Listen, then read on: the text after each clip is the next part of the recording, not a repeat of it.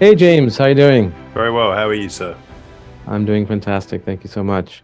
How's London treating you so far? Yeah, not bad. The weather, excuse me, the weather's pretty good, so that's unusual and quite pleasant. How about you in Canada? It's good. It's warmed up quite a bit. I was actually in LA for 4 or 5 days, and it felt like London. It was gloomy and doomy. Oh no, Yeah, never yeah. mind.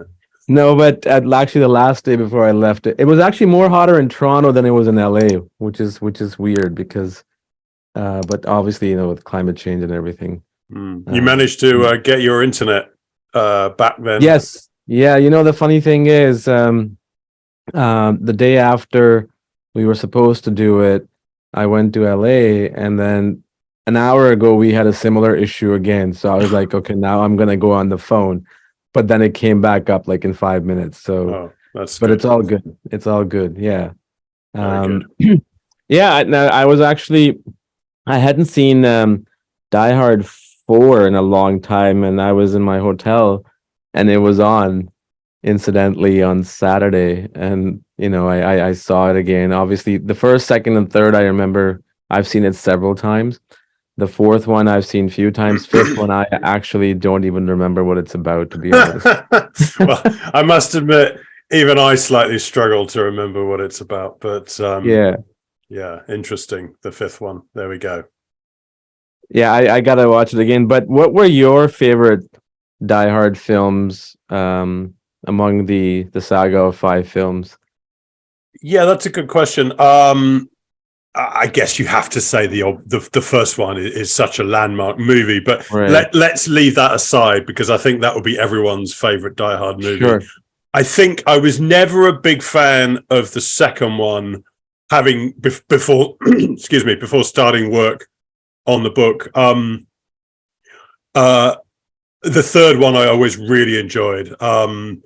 Samuel L. Jackson's character, excuse me, Samuel L. Jackson's character, absolutely fantastic in the film. So I always enjoyed the third one. And you know what? I kind of have a soft spot for the fourth one as well.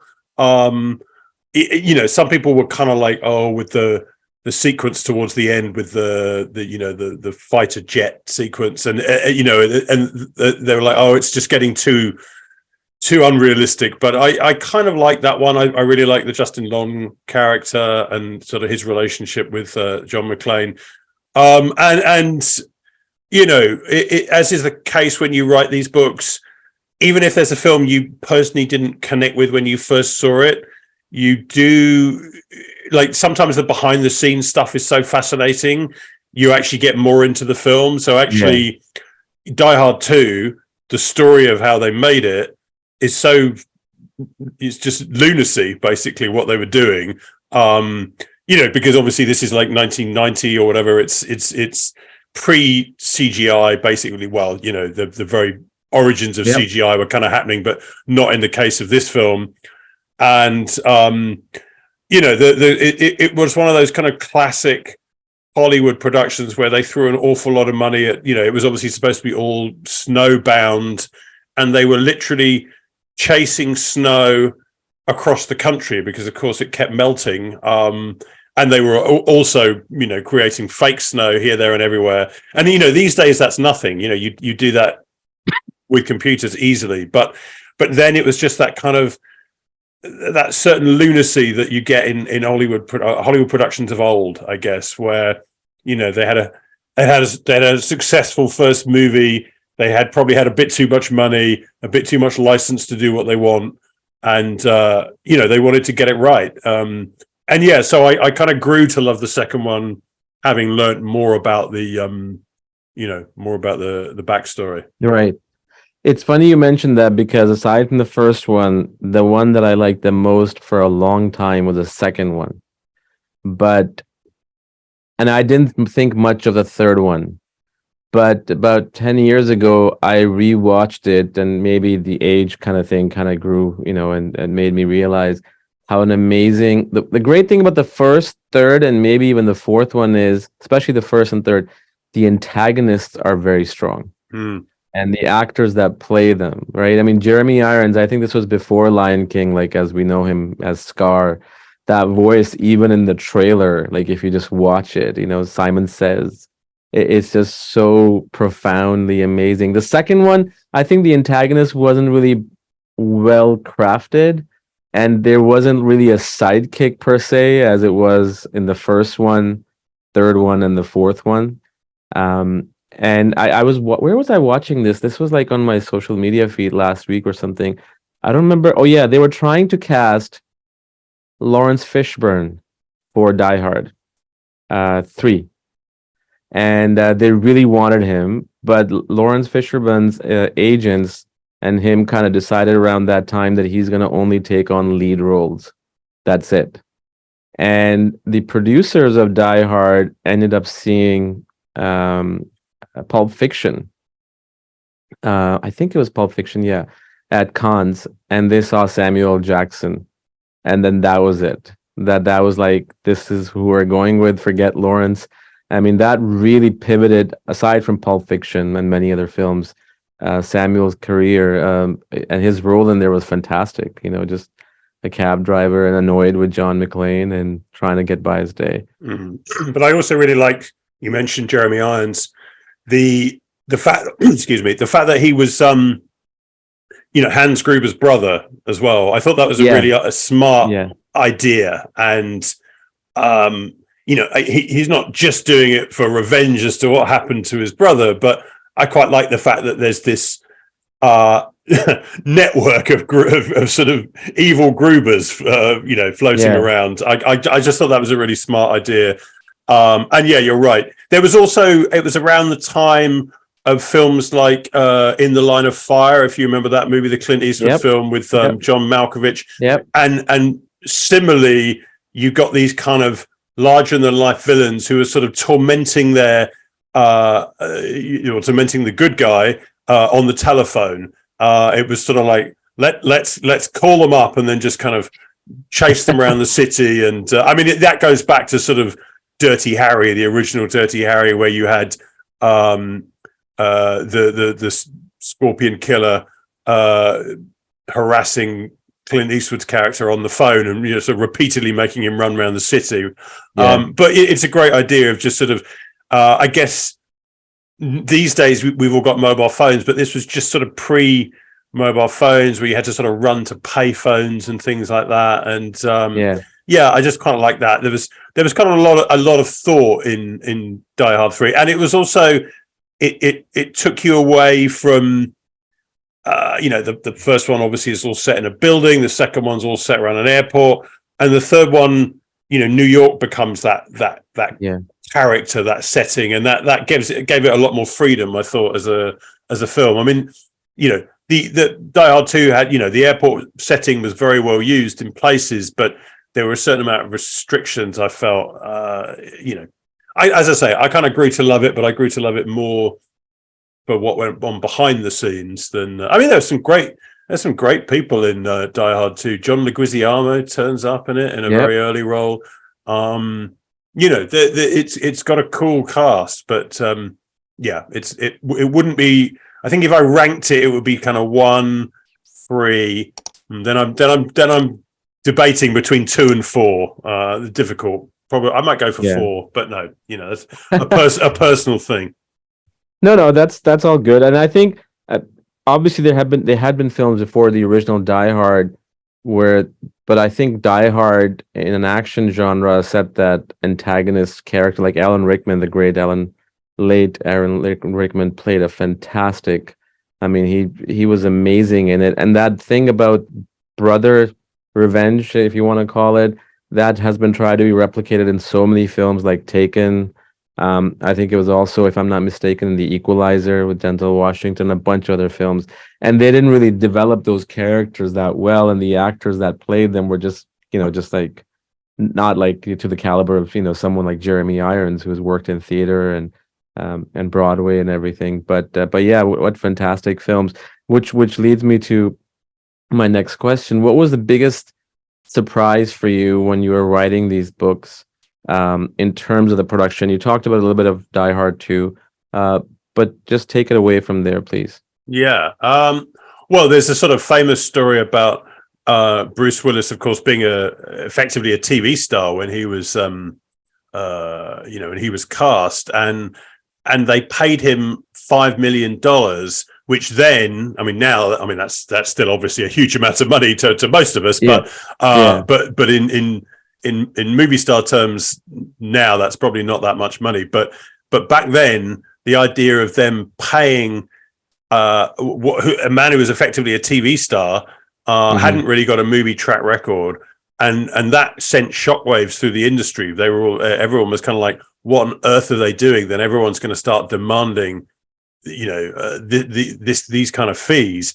So that was a huge gamble if you think about it. That they brought on he was an untested action Yeah. star, and he was very, very different to Schwarzenegger and Stallone, those sort of big muscle bound 80s heroes. He was the new type of action star. I mean, that's one of the reasons Die Hard has endured, I think, is because of Willis's sort of phenomenal, grounded, I suppose you'd say, performance. I mean, it's he brings in some of that kind of sort of wry commentary that he deploys on Moonlighting and in many films since, of course, but it just all seemed to coalesce so brilliantly on Die Hard. But you just think, yeah, that was a huge gamble bringing that, paying that amount of money.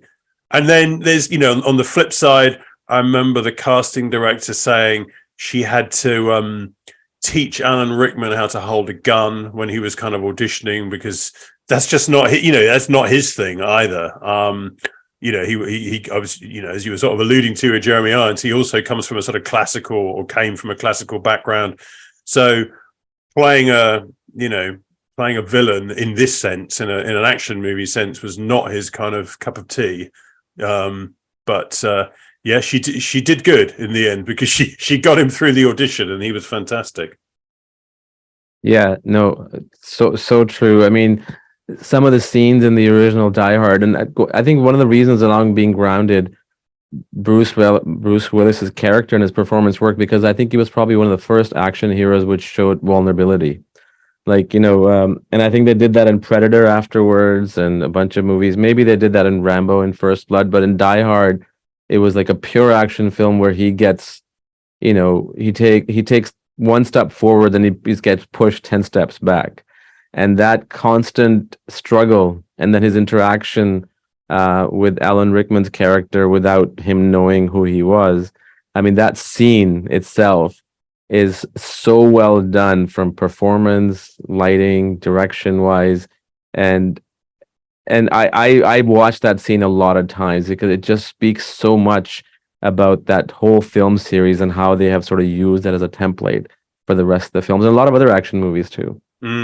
It's amazing to think that I'm trying to remember now the exact specifics, but originally, because it was obviously based on a novel, Roderick Thorpe's Nothing Lasts Forever, and that was a sequel, and then there was originally Frank Sinatra could have played this role. Yes. He was too old, obviously, and too rich, I think was the quote, but he had no real interest. But can you imagine Frank Sinatra in Die Hard? It wouldn't have worked, obviously. But I do find it quite an amusing thought that he could have been there in another these days, in the multiverse, let's say, they would say, in the multiverse of Die Hard, he could have been there. Yeah. And I think what was so great about the first and the third one was the directors. I don't think the second one was directed by what's his name? It's Rennie Harlin. It's a funny story. I actually met Rennie Harlin very recently I was in Cannes at the film festival, and he was at a party, and he was just sort of posing for photographs basically with people. So I kind of went up to him and said, "I'm the guy that wrote that Die Hard book." And it was quite bizarre. I mean, I don't know if you're probably aware that this book has been co-written. I'm guessing you've seen this. It's myself and David Cohen, and David actually was the person that started the book. And he basically, I presume he still does, but he works for Variety, and he kind of got a promotion, so he sort of eventually had to step back from the book, and that's when I was brought on to sort of take over what he'd done. So he did a lot of interviews, David, for this book, and a lot of writing as well, for that matter. And one of his interviews was Rennie Harlin, who I know that he chased for a long, long time before he got him. But, he did obviously a great job when he got him. So, yeah, I'd never had any contact with Rennie Harlin until very recently. And, he seemed interested in me sending him a copy of the book and gave me his details. And then I've yet to hear back from him. But maybe he's just been busy. I'd like to send him a copy because I think we did Die Hard 2, some justice, let's say. Yeah, no, and nothing to take away from Die Hard 2. I just feel that John McTiernan, had directed obviously Die Hard, the third one, Predator, Hunt for Red October. Majority of his films have been pretty good. I mean, I think the one that bombed the most was Last Action Hero. I don't know if you remember that.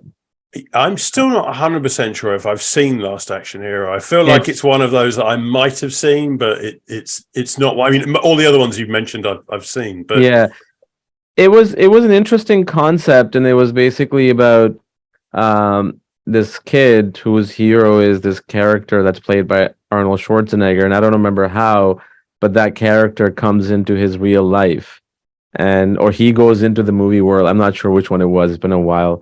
It was a fun film, but I don't think it clicked with the audience, and I think it came around the same time, if I'm not mistaken, Jurassic Park. Yeah, the same year. I think it was around the same couple of weeks the first Jurassic Park came out. Yeah.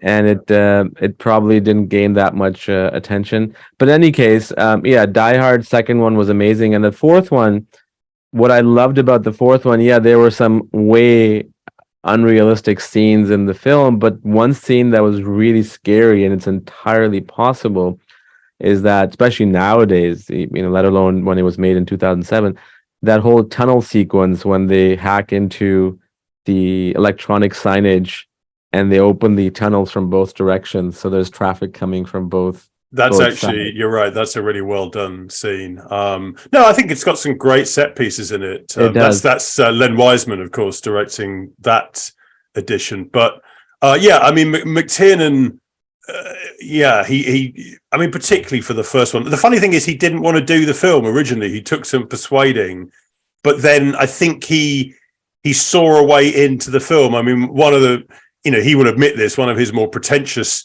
kind of assessments of the whole story was it was kind of like A Midsummer Night's Dream, the Shakespeare comedy, and there are sort of fools and sort of princes and so forth, and you can read into that analogy. It kind of works.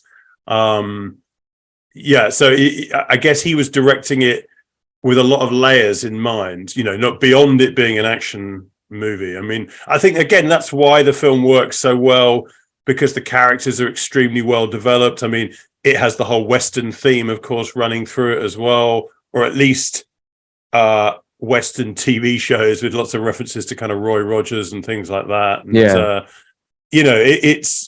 then you've got the whole American versus European sensibility, which is quite interesting. I mean, there's in the 80s. Yeah. Well, there's also the American versus Japanese aspect with the sort of Nakatomi Plaza and the company. And that was kind of written at a time when sort of Japanese firms were coming into America and buying up property. So there's a lot of sort of, I wouldn't call it a political film, but there's sort of a political subtext that you can read into it if you want.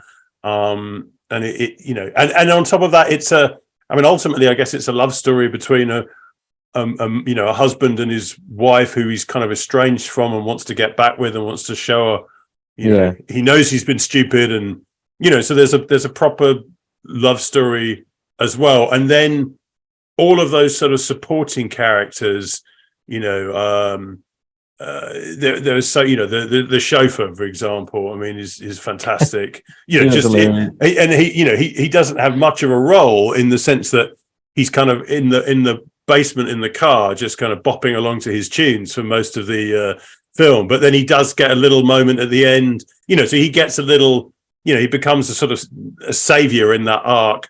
And then even most of the kind of the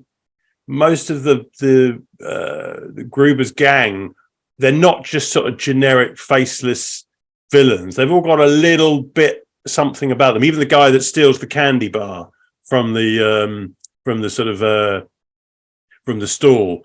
That, you know, they all have their little moments in it, and I think that's one of the reasons why it's so memorable. Is just that there was a lot of thought put into that screenplay from the writers.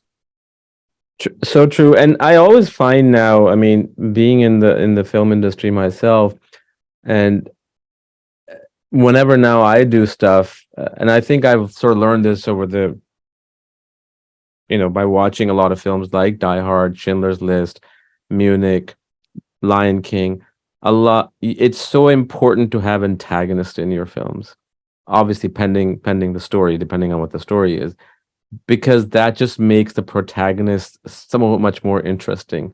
And I mean, you look at Lion King, it wouldn't have been Lion King if there was no Scar, you know, and obviously Jeremy Irons doing it, and then same thing with Die Hard. And I think we sometimes don't realize how significant the antagonist is, especially if he's played by a really good actor, and if he's written or she is written really, really well. And I think that's what makes our heroes because of the antagonist that they're dealing with.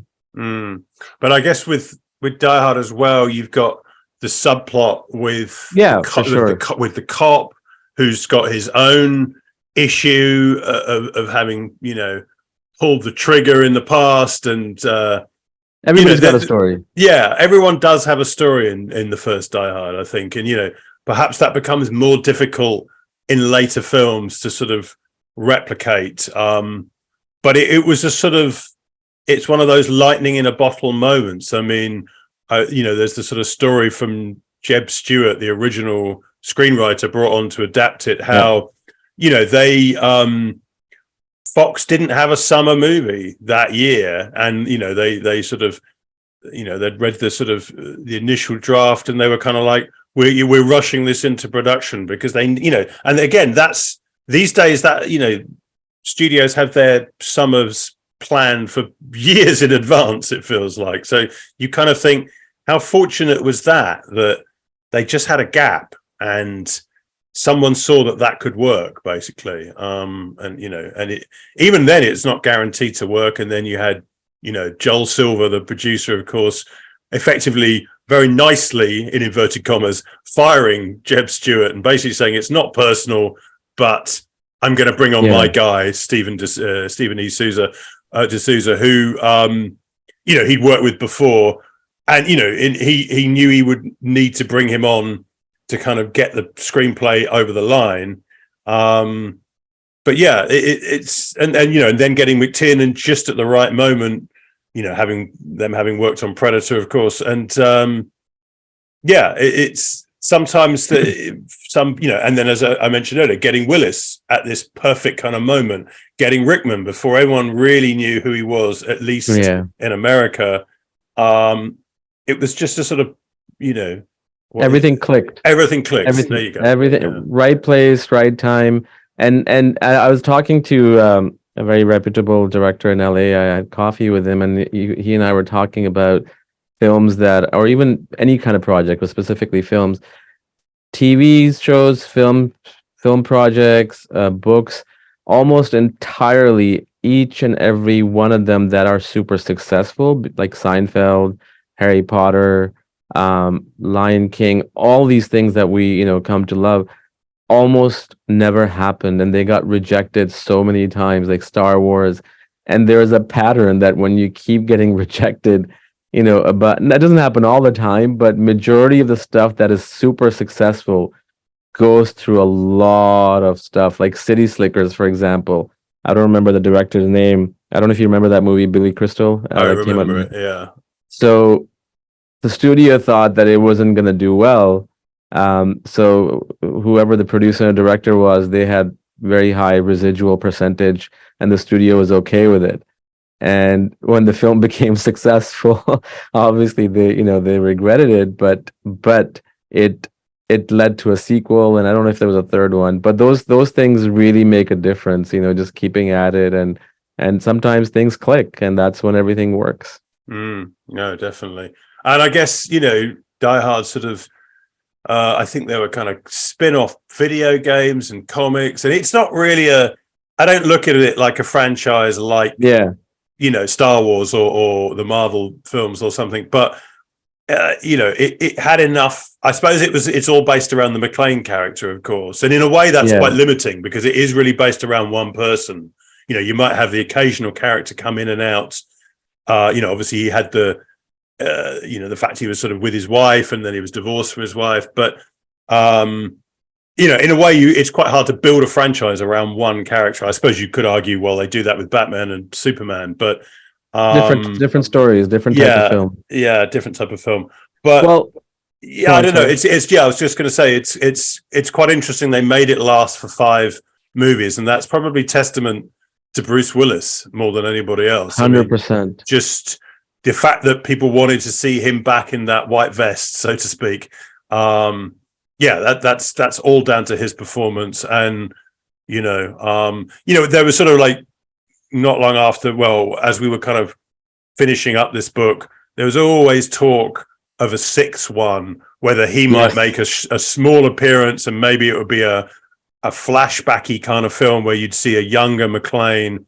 And I'm kind of really glad they left it at 5 because I feel like that was enough. I don't think we needed to see the young John McClane, or that's not to say they won't do that down the line, but maybe. But I think one of the things that I just while you were talking, it just kind of occurred to me. The first one and 4th one had very much similar things, which was the first one was about the wife, and the 4th one there was that daughter character.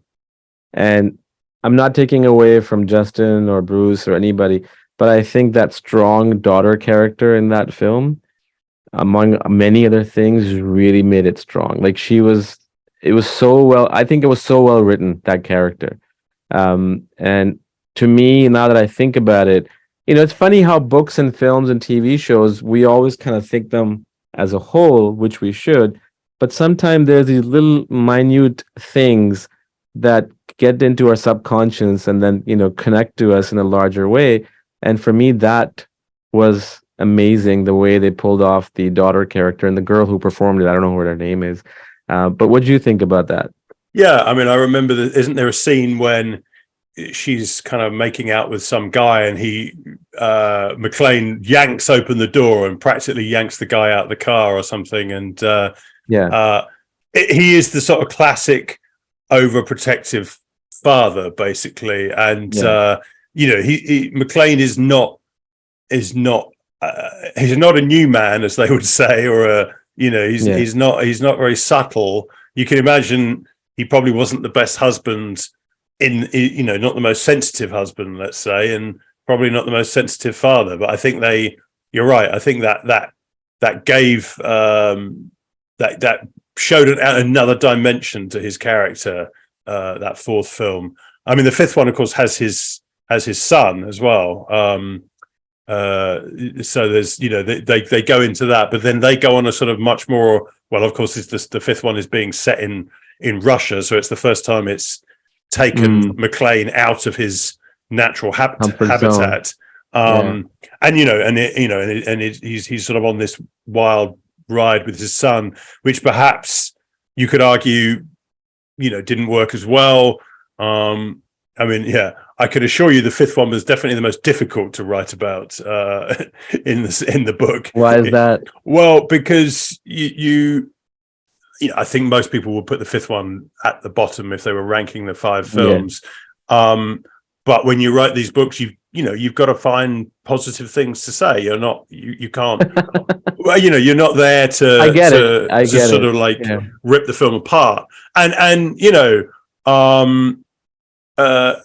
the 5th one's got some great set pieces in it. There's that kind of there's huge traffic sequence sort of all the way through Moscow, I think it is, and there's some great stunts in it.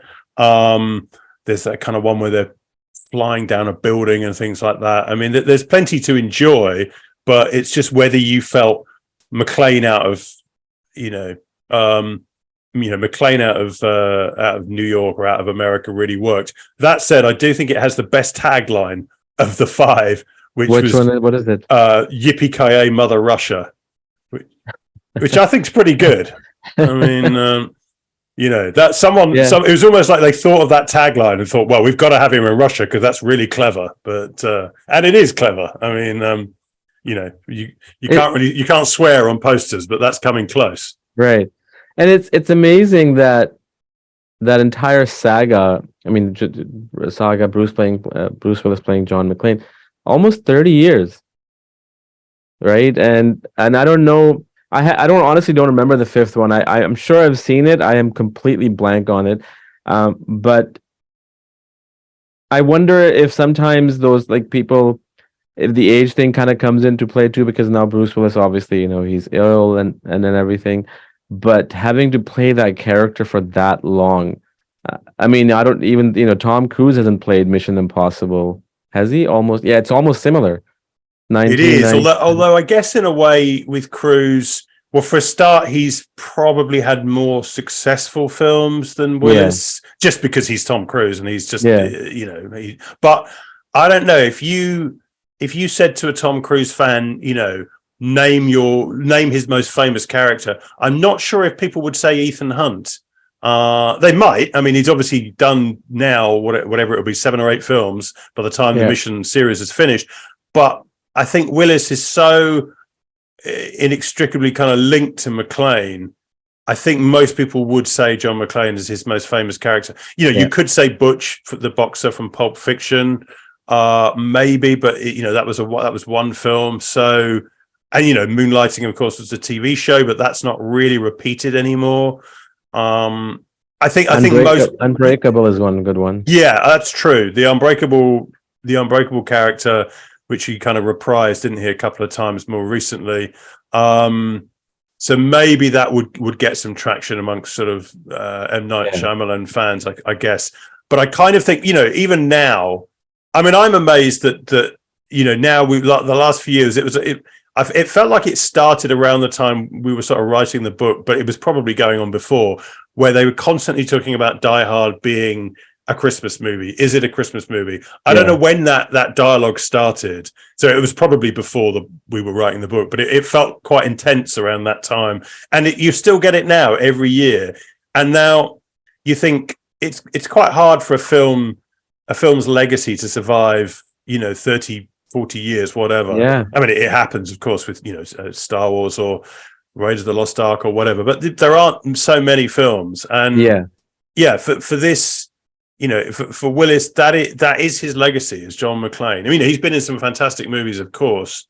I mean, I'm a huge 12 Monkeys fan, the Terry Gilliam film. That's an amazing film. Yeah, just as an example. But that, so, I would pick that as one of my favorite Bruce Willis performances because he's phenomenal in it. And he's obviously great in Pulp Fiction too. But yeah, it's just something about the Die Hard legacy, perhaps because it spurred on the action movie in a way we hadn't seen before. And, people still revisit it every year, perhaps because of the Christmas connection. You have all these obvious Christmas movies like Elf, which is, fantastic. Home Alone. But, all of these things. But I guess Die Hard is a slight alternative. I will always vote for it to be a Christmas movie, of course. I mean, lots of people have that tradition of, come Christmas Eve or whatever. Sure. Break out the eggnog, put on Die Hard, wrap up your presents. Why wouldn't you? I mean, it's all set on Christmas Eve. I mean, it's very Christmassy. No, it's so true. Families would watch Home Alone 1 and 2. But Die Hard is just one of those films that, just being in the comfort of your home with a blanket and while it's snowing outside and you're watching this guy trying to, free hostages and it's just an incredible series. You said, you came later on in the book when you were writing the book. How was that different, if at all, than something that you sort of started, from scratch? It was very different. I mean, at the time it was a bit of a kind of bring me on. Can you get this done quickly? They'd been working on it for a year and a half, the editor and he, like I said, he'd done loads of interviews. I had all this material sent to me, via email, sort of Google Drives and things. Lots of research, lots of transcripts of interviews, the manuscript had been written. Bits of it worked really well, some of it less so. I think what one of the big things that they hadn't got at that point was McTiernan. They tried for a long time and it hadn't happened for various reasons. And then, as I say, the other author had to sort of move on because he had other work commitments, and my editor had somehow, I'm not quite sure how, but he secured McTiernan, that was pretty much my first task was, read the manuscript very quickly, and then, do a long interview with McTiernan. And I was literally on the phone with him for something like 2 hours. He was lovely. He was really, really nice. Gave me everything I needed to know.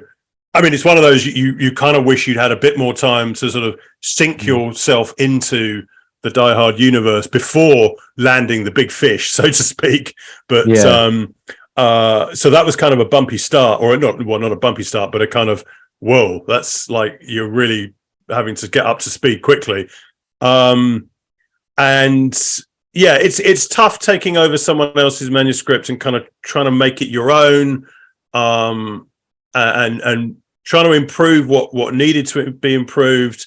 It was difficult. It was definitely one of the more difficult things I've ever done. There was some brilliant passages in there that David had written. And as I said earlier, he did some great interviews, got some great people. And always with those Ultimate Visual History books, they you want them to be really good. They are for the fans, basically. I think the last time we spoke, I think I mentioned this to you. Hang on 1 second. Sure. I know this isn't going to work for a podcast, but I can at least show you this. So, right. So this is a little poster I'm holding up called Yippee Ki Yay. So this is basically, I'm going to plug this because it's nothing to do with me, but it's quite interesting. If any of your listeners are in the UK, hopefully maybe they'll bring it to America. They should do. So this is by a guy called Richard Marsh, who it's a one-man show, and it's all based around the original Die Hard. He's playing various characters, but right, he's all told me about that. Yeah, I did tell you about it. And but at the time, so I did he's performed it a number of times. He performed it at the Edinburgh Fringe Festival. He's been performing it in London. I went and did a Q&A with him. That was after we last spoke. And he's even got another guy now doing, for some shows that he can't do. He's got like another John McClane, so to speak. So he's playing all these different roles, including McClane, Gruber. But the neat thing is it's kind of, it's also about his sort of relationship with the woman who becomes his wife, who becomes the mother of his children, and how they bonded over Die Hard originally. They kind of met on a Reddit forum. That's the narrative within the show. So it's as much about the Die Hard movie as it is about our kind of shared passion for films like Die Hard. So I just literally saw this the other day. I haven't spoken to him for a while, Richard, but he's now performing it at the Royal Albert Hall, which you probably know is one of our huge, grand venues in London. And it's part of there's a festival here called the London Action Festival, Action Film Festival, I think. And last year they had McTiernan at this festival doing a kind of big, Q&A thing. This time they've got the one of the Die Hard writers, Stephen D'Souza, and I think he'll be performing it in front of D'Souza, basicfor wow, which would be so cool for him to sort of, they tried to get people before, for people connected to the film to see it, but McTiernan's not going to fly from the States to London to see it, but for whatever reason they brought over D'Souza. He's going to get to see it. I think that's very cool. So I've gone on a complete tangent. I can't remember what you originally asked me. No. This is good. I actually would love to speak to Richard eventually when he gets his. I can certainly put you in touch with him because that'd be great. You love the show. It's genuinely. I've seen it twice now. The first time I was literally in Edinburgh, just as doing my day-to-day film journalism work, and I was aimlessly wandering around the city as you do, and I just saw a poster for it and thought, well, I can't not go and see that. And it was, because often you can see these Edinburgh shows and they're not always so great, but this was very, very fun. It worked second time around just as well. So I hope some of your listeners get a chance to see it. As I say, it's called Yippee Ki Yay. I've got no skin in the game beyond the fact I did a Q&A with him, but it's but it shows you how like the audience that was there, certainly for the second time I saw it, there were so many diehard fans in the audience. They got all the jokes. There's obviously a ton of references, of course, to the actual movie, and that again, it shows you the we talked about Jurassic Park not so long ago, and I think perhaps the fandom for Jurassic Park is bigger than Die Hard, but the Die Hard fandom is still huge. I think it goes back to people's childhoods, teenagehoods, as it does for me. And the first film, I think, is just ingrained in people's psyches, I guess. I mean, like probably more than most 1980s movies. Yeah, because up until then, a lot of movies that came about hostage were more so on the planes, like, hijacking a plane. And I think that was the first one, I could be wrong, where it was like a building, right? Like you're not, and it was, like we talked about a lot of other things, but if I'm in London next time, I'm definitely going to go check that out. And and I think the reason that works, I haven't seen it obviously, but from what you just told me, we live in a day and age, and I think we always did, but now we're more aware of it, where if you can wrap around something, if you can wrap around a bigger piece, Die Hard in this case, around your personal journey, it just clicks with the audience way more than you just trying to, perform Die Hard. And I think that's what works with that, is because people can probably relate to it in other films like Star Wars or Jurassic Park, that how their family life is affected and how the wife probably thinks that you're a nut job because you're, watching Star Wars all the time or going to these conventions. So I think that's the main thing that clicks among many other things, for sure. Yes, no, definitely. I do hope you get to see it because it's a lot of fun. I will. But yeah, it just shows you that, Die Hard doesn't die, really. It's and there were tagline. There you go. It's not as good as the Yippee Ki Yay Mother Russia, but it will work on it. But yeah, it was a sweet experience because there were people there. Like, they didn't really advertise me being there. They just said there was going to be a Q&A, and then there was a girl in the audience who was like, "Oh, I've read your book. I really liked it," and because they're all diehard fans, so a lot of them had probably bought it at some point or another. But so that's kind of like. That's one of the pleasures of doing these kind of books, is because there's such intense fandom for the film. People are going to buy it and read it, and you're trying to give them as best a story, behind the scenes story as possible. But I think it's also because had these books come out, let's say 20 years ago, the audience for that probably, because now I think all these books that are coming out, the ones, some of them you have worked on, especially from the films in the past, it kind of like takes us back to our childhood, and we want to sort of relive it. And maybe in the middle somewhere we forgot about those films for whatever reason, life and work and everything and family. But I think now it's that, and I'm so glad that these books are coming out. I enjoy them so much. I don't enjoy as much as the ones that are coming out on current films. Don't get me wrong, I like them, like Avatar, Jurassic World, but there's just something about nostalgia, right, of older books. And which leads me to my last and next question, not that what you're working on, but what film series would you like to work on if there was market for it, if there was audience for them that you would love to dive into and do research on? Wow, that's a really good question. Well, let me think. No worries, take your time. No.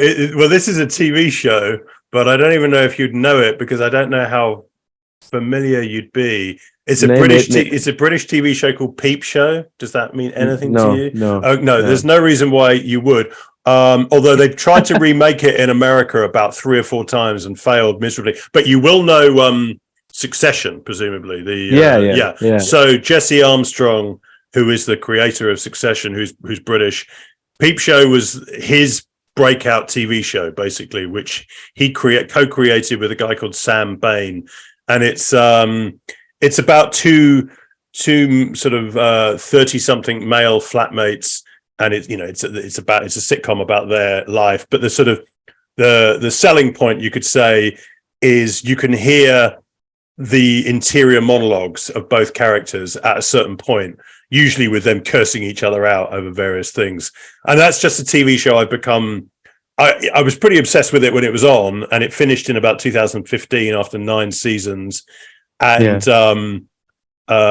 because it's on Netflix, certainly in the UK, it's on Netflix. I'm not sure about overseas. It's on Prime, Amazon Prime here. Oh, is it on Amazon Prime? Yeah. So yeah, because it's just you know what these streaming things are like. They're so easy just to sort of click and watch another episode. So I've just become quite obsessed by that show. But but that's not really a kind of a making of film franchise. But I've often thought about, I would like to do a book on Peep Show, just because maybe it will purge me of this complete obsession over that TV show. What else? Well, I'd love to do a book on Heat, the Michael Mann. It's not a film franchise, obviously, although it kind of is, because there's LA Takedown, the original one, and then there may be Heat 2 if they get their Isn't there some sort of a prequel of Heat? Well, there's a book that he's written, which is kind of a prequel and kind of a sequel. And they are in severe talks to have that made into a film. I mean, there's lots of casting talk at the moment. One can never tell if these things will happen. Yeah, but suddenly Heat becomes kind of like a mini franchise. I mean, you could say Star Wars as well, because I grew up on Star Wars. But I'm I've got this. Where is it? I can't see it. It's on my floor somewhere. Someone sent me a Return of the Jedi screenplay book where it had all these alternate references to the alternate drafts. That kind of stuff I find fascinating. But Star Wars is such a monster now of a kind of franchise. I watch all those Disney Plus shows, and I've not really watched any of the animated cartoons and things. So I still feel like, even though I've watched a lot of Star Wars, I still feel like I don't know anything anymore, because the universe is so vast. There's so many books and comics and video games and all of that stuff. So I think doing a Star Wars book would be very difficult. There's a lot of stuff. I mean, I don't know if you've seen the series by Vice. I was talking to the producer director of it. It's called Icons Unearthed. It's literally, I actually saw it down with my kids and we watched the first 2 episodes. I think it has 4 or 6, but it dives into so many things. I mean, if you love Star Wars, watch it. Especially the first episode, it was just unheard of stuff that I did not know about. And they interviewed George Lucas's ex-wife, who was the editor on the first film, and it's a lot of new stuff. But that, having said that, I think Heat would be great. I actually watched it recently, and 3.5 hours long.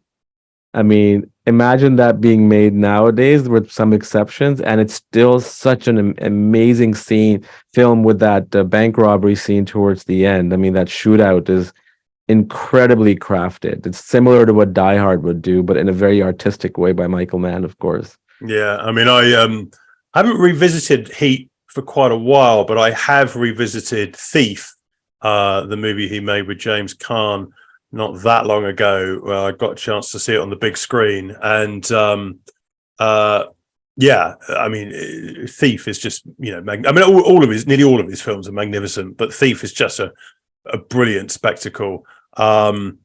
It's, I don't know, now I'm thinking about it. You mentioned Mission Impossible earlier. That I did think about pitching to the guys behind the Ultimate Visual History series, but now there are so many. Now there's effectively 8. Well, there will be 8 movies. Yeah, you have to make 3 books, or you would have to. Well, you definitely have to split it in 2, and then you suddenly think that's a lot of work. And of course, you would have to get Tom Cruise. You can't not do one of those Yeah, books it's without him. impossible. No, not only because obviously he's the star of all of the movies, but he's so integral to how those books are, how those films are made. And yeah, It's funny you mentioned that, because when I asked you that question, in the back of my mind, I was thinking about Mission Impossible. I think it would make a brilliant couple of books, It would be because incredible. and also you have never mind his contribution. You think you've got De Palma, John Woo, J.J. Abrahams, Brad Bird. And then we get into them sort of Chris Yeah. McQuarrie years, and that's a lot of interesting directors behind all of these movies. You've obviously got fantastic cast all the way through. There'd be a lot to cover. Obviously they probably nearly everyone has got some unbelievable stunt or several stunts that would be brilliant to sort of pick apart in the way that you do in those books. But yeah, it would be a lot of work. That would be an epic project, basically. I sure hope they consider it, because next year is the last film, at least with Tom Cruise, or it's going to be for a long while. And I mean, that would be just incredible. Not that the film needs any publicity. I mean, I think Mission Impossible 7 at least is going to beat out Avatar and Top Gun in terms of box office, the way the buzz is and the way the trailers and all that stuff is. But still, having to know in a compilation of 1 or 2 books or 3 books what went through it. I mean, yeah, there's interviews, there's all these DVD features, but still, having a physical book in your hand and just learning about that masterful franchise, which keeps getting better film after film, would be incredible. I mean, how they've pushed themselves with each film. Each.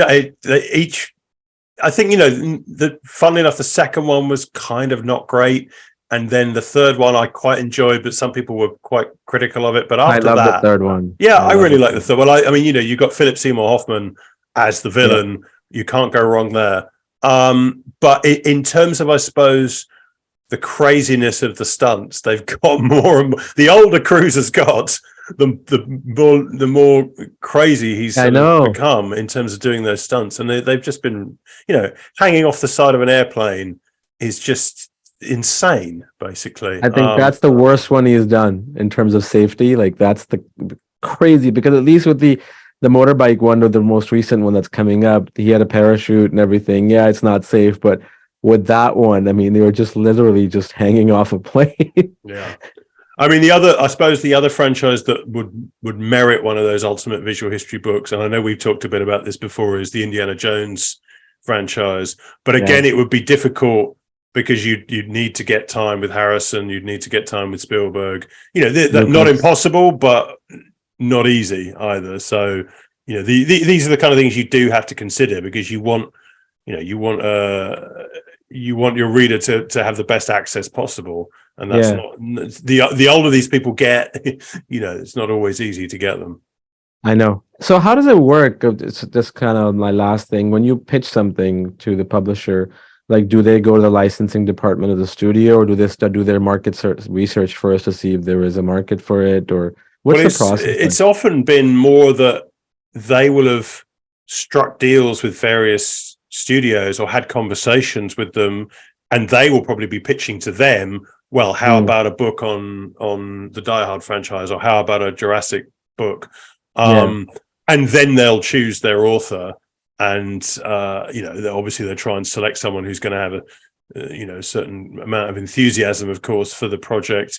Sure. So it's not that I've mentioned different things to the editor in the past, of things that would be like I mentioned Mission Impossible, and I think that's something they might have talked about at one point, but I don't know how far that got in a conversation. Again, like I say, you need to have the best access. So I suppose the pitching thing is not really my conversation. It's more one that they're having with the studios.